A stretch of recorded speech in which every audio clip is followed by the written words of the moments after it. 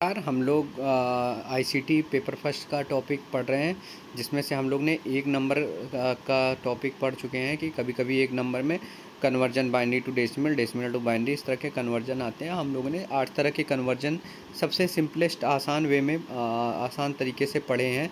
कोई दिक्कत आ सकती है तो आप कमेंट में क्वेश्चन पूछ सकते हैं। आज हम लोग इसके दूसरे पोर्शन पे चलते हैं, ठीक है। तो टाइप्स ऑफ आईसीटी। आईसीटी जो टाइप्स होता है, यहाँ पे एक ही चीज़ इंपॉर्टेंट होती है जो पेपर में लगभग पूछी ही जाती है।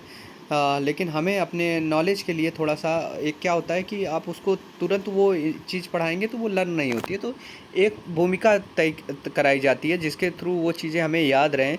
तो टाइप्स ऑफ आईसीटी आपके 3 तरह के होते हैं। On the basis of time, जैसे टाइम के बेसिस में पहले ओल्ड रही होंगी, इस टाइम क्या हो रहे हैं, न्यू आईसीटी टॉपिक चल रहे हैं। फिर on the basis of media, media के बेसिस पे आपके दो होते हैं। On the basis of signals, on the basis of broadcast time. Signal में आपका एनालॉग डिजिटल आता है और ब्रॉडकास्ट टाइम में आपका सिंक्रोनियस एंड एसिंक्रोनियस आता है, ठीक है। तो यहीं पे जो वो इम्पोर्टेंट चीज़ है वो है सिंक्रोनियस और एसिंक्रोनियस मीडिया। सिंक्रोनियस मीडिया जो होता है जैसे रियल टाइम में, जैसे वीडियो कॉन्फ्रेंसिंग, आप रियल टाइम इधर से कोई वीडियो कॉन्फ्रेंसिंग करता है और आपके पास उधर आप बैठे होते हैं, तो ये क्या होता है, रियल टाइम में होता है, ठीक है। वर्चुअल क्लासेस रूम जो लाइव होती है, लाइव वर्चुअल क्लासेस आपका क्या होता है, रियल टाइम में होता है। तो ये सिंक्रोनियस मीडिया के एग्जांपल्स हैं। सिंक्रोनियस मीडिया मतलब कोई चीज़ ऐसी ऑनलाइन जो लाइव चल रही हो, वो आपका सिंक्रोनियस कहलाता है, ठीक है। तो इसके जो क्वेश्चन पूछने के पैटर्न है, 2 तरह से पूछे जाते हैं। आपको जैसे एग्जांपल दे देगा, वीडियो कॉन्फ्रेंसिंग किसका एग्जांपल है, आप बताना पड़ेगा सिंक्रोनियस का है कि ये सिंक्रोनियस का है कि किसका है, ठीक है। तो ये आपका एक इस तरह से क्वेश्चन आता है। एक रीजन असर्शन से क्वेश्चन आता है, वो सिंक्रोनियस मीडिया को बता देगा रियल टाइम में है, और एक एग्जांपल के थ्रू बता देगा कि ये सिंक्रोनियस मीडिया था। तो आपको बताना रहेगा कि ये रीजन असर्शन व्याख्या करता है कि नहीं करता है, ठीक है। एसिंक्रोनियस मीडिया क्या होता है, एसिंक्रोनियस मीडिया आपका बेसिकली एसिंक्रोनियस मीडिया आपका बेसिकली जो होता है वो सिंक्रोनियस मीडिया का जस्ट विलोम होता है, अपोजिट होता है।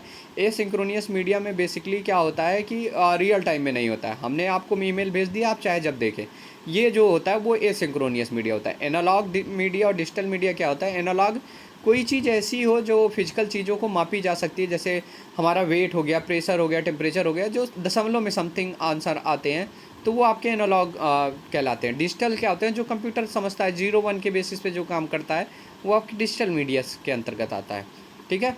On the basis of uses, तो यूजेस के बेसिस पे 3 है, ICT education, ICT supported education, ICT inbuilt education. ICT education basically क्या है कि आईसीटी पढ़ाने के लिए जो शुरू में एजुकेशन दी जाती है वो आईसीटी एजुकेशन कहलाती है। आईसीटी सपोर्टेड एजुकेशन में मतलब है कि जैसे प्रोजेक्टर के थ्रू पढ़ाया जाए, कंप्यूटर के थ्रू पढ़ाया जाए, वो आईसीटी सपोर्टेड एजुकेशन है।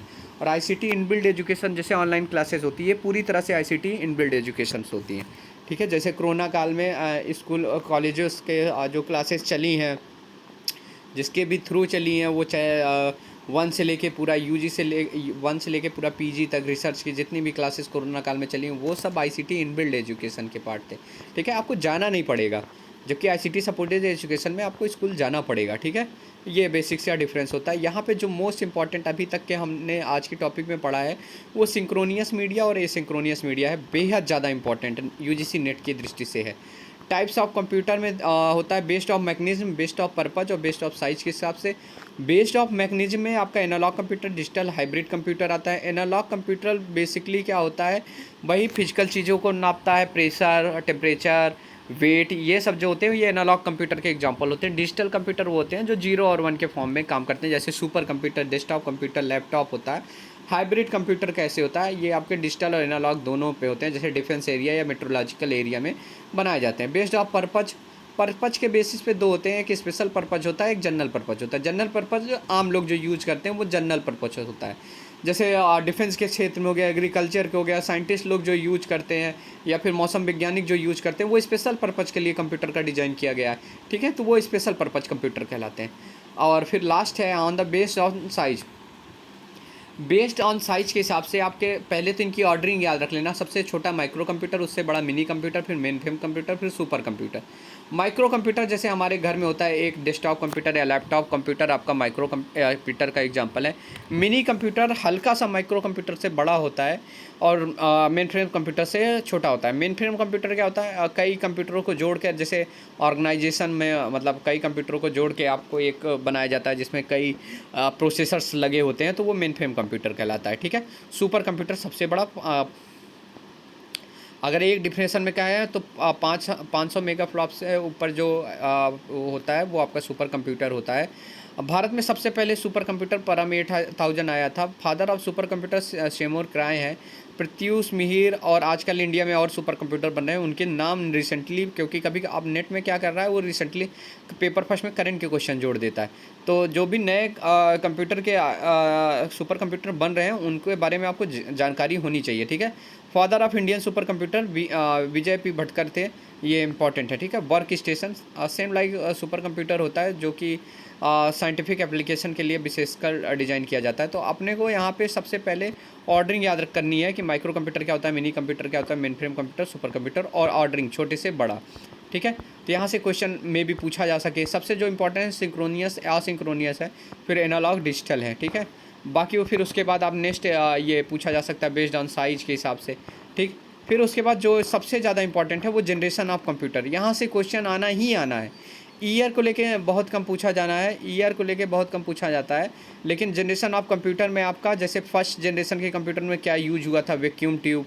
सेकेंड जनरेशन में क्या यूज हुआ था, ट्रांजिस्टर। थर्ड जनरेशन में क्या हुआ था, इंटीग्रेटेड सर्किट। फोर्थ जनरेशन में क्या हुआ था, माइक्रो प्रोसेसर। और फिफ्थ जनरेशन कंप्यूटर में क्या हुआ था, आर्टिफिशियल इंटेलिजेंस यूज हुआ था। ठीक है, फिफ्थ जनरेशन कंप्यूटर में क्या यूज हुआ था, आर्टिफिशियल इंटेलिजेंस यूज हुआ था। जो इनियाक था, electronic numerical integrator and computer, वो फर्स्ट जनरेशन में यूज हुआ था, वैक्यूम ट्यूब के सारे चला था। फर्स्ट जनरेशन का जो ये कंप्यूटर था इनियाक, इनियाक की फुल फॉर्म भी पूछी जाती है।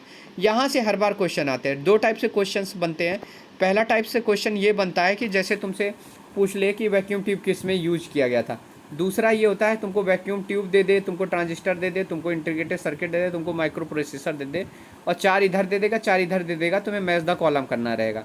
दो तरह से यहाँ से क्वेश्चन बनते हैं जो कि आपके बेहद इंपॉर्टेंट क्वेश्चन होते हैं। मैं एक बार फिर से रिपीट कर दे रहा हूँ, फर्स्ट जनरेशन कंप्यूटर में वैक्यूम ट्यूब यूज होता है, सेकेंड जनरेशन कंप्यूटर में ट्रांजिस्टर यूज होता है, थर्ड जनरेशन कंप्यूटर में इंटीग्रेटेड सर्किट यूज होता है, एंड देन फोर्थ जनरेशन में माइक्रो प्रोसेसर यूज होता है, फिफ्थ जनरेशन कंप्यूटर में आर्टिफिशियल इंटेलिजेंस यूज होता है। बेहद ज़्यादा इंपॉर्टेंट है आपके परीक्षा की दृष्टि से। नेक्स्ट आता है कंप्यूटर ऑपरेटिंग सिस्टम, बेहद ज़्यादा, मतलब यहाँ से भी क्वेश्चंस खूब यूजीसी नेट में पूछे जाते हैं। कैसे पूछे जाते हैं वो मैं आपको बताऊँगा। कंप्यूटर ऑपरेटिंग सिस्टम में आपकी 3 तरह के यहाँ से होते हैं, एक इनपुट डिवाइस, एक आउटपुट डिवाइस, एक सेंट्रल प्रोसेसिंग यूनिट होता है। Input device, any hardware component use to enter data, program, commands and user response into the computer. मतलब कोई भी चीज़ ऐसी होती है जिसको यूजर क्या होता है कंप्यूटर के अंदर के डेटा को समाहित करता है, तो वो आपका क्या कहलाता है, वो आपका इनपुट डिवाइस कहलाता है। ठीक है, इनपुट डिवाइस में आपका क्या होता है, कीबोर्ड होता है, माउस होता है, टच पैड होता है, स्कैनर होता है, माइक्रोफोन होता है, joystick, graphic tablet, light pen, track ball, digital camera, bar code reader होता है, OMR optical mark recognition, OCR optical mark character recognition, MICR magnetic ink character recognition, ATM asynchronous transfer mode. यहाँ automatic teller machine तुमसे नहीं पूछा जाएगा, एसिंक्रोनियस transfer mode. अभी बताया था ना, सिंक्रोनियस ट्रांसफर मोड क्या होता है, रियल टाइम में काम करता है। एसिंक्रोनियस जो ATM से हम पैसा निकालते हैं वो थोड़ी देर वेट करता है, ऐसा नहीं तुम इधर पैसा दबाए उधर निकलने लगा, थोड़ी देर वेट करके आता है, तो वो एसिंक्रोनियस ट्रांसफर मोड है। इसमें 2 तरह से क्वेश्चंस आते हैं, आपसे पूछेगा कि जैसे कीबोर्ड कौन सी डिवाइस है, तो आपको पता होना चाहिए इनपुट। जितनी भी डिवाइसेस के नाम लिखे हैं सब आपको पता होना चाहिए कि ये इनपुट डिवाइस है। दूसरा लास्ट में जो L से लेके O तक है, OMR, OCR, MICR, ATM और बारकोड रीडर, इन सब के फुल फॉर्म पूछता है, इन सब के फुल फॉर्म पूछता है कि OMR का फुल फॉर्म क्या होता है, optical mark recognition, OCR optical character recognition, MICR magnetic ink character recognition, ATM asynchronous transfer mode, इन सब के फुल फॉर्म वो आपसे पूछता है। एक बार नेट में क्या हुआ था कि वो पूछ लिया था कीबोर्ड में कितनी की होती हैं, तो 101 की होती हैं, कहीं कहीं कीबोर्ड में बड़ी होती है पर उसमें 101 की ही थी। ठीक है, जो ऑप्शन में था। ठीक है, और माउस को पॉइंटिंग डिवाइस कहते हैं। ये 2 डिफरेंट क्वेश्चंस पूछे गए थे, तो इन्हें भी आप लर्न किए रहेंगे। ठीक है, नेक्स्ट है आउटपुट डिवाइस, सेम काम, इसमें डेटा इंटर करते हैं तो इनपुट होता है, जब हमें डेटा रिजल्ट के रूप में मिलता है तो वो आउटपुट होता है। तो इसमें ज़्यादा नहीं है, इसमें मॉनिटर आपका आउटपुट डिवाइस है, प्रिंटर है, हेडफोन है, स्पीकर है, प्रोजेक्टर है, जीपीएस है, global positioning system, sound card, video card and plotter is the output device है। ठीक है, अब इसमें जो मेन इंपॉर्टेंट चीज़ है वो मॉनिटर के टाइप से पूछता है और प्रिंटर के टाइप से पूछता है। ठीक है, इसमें जो मेन इंपॉर्टेंट है वो मॉनिटर के टाइप से क्वेश्चन आते हैं और प्रिंटर के टाइप से आते हैं। मॉनिटर के 3 टाइप होते हैं, सीआरटी कैथोड रे ट्यूब होता है, LCD liquid crystal display. Many times LCD LED का फुल फॉर्म पूछा है एनटीए नेट ने। एलसीडी का फुल फॉर्म होता है लिक्विड क्रिस्टल डिस्प्ले, एलईडी का होता है लाइट एमिटिंग डायोड्स। ठीक, ये याद रखना, बहुत बार पूछा गया है ये सब क्वेश्चन। प्रिंटर में आपके दो होते हैं, एक इम्पैक्ट प्रिंटर होता है, एक नॉन इम्पैक्ट। इम्पैक्ट प्रिंटर होता है जिसमें मतलब स्याही और वो सब आवाज़ करके आता है, वो आपका होता है जैसे इसमें डॉट मैट्रिक्स प्रिंटर और डेजी व्हील प्रिंटर और लाइन प्रिंटर। ठीक है, तो ये आपसे पूछा जाता है कि Daisy wheel dot matrix printer किस तरह का प्रिंटर है, तो ये इम्पैक्ट प्रिंटर है।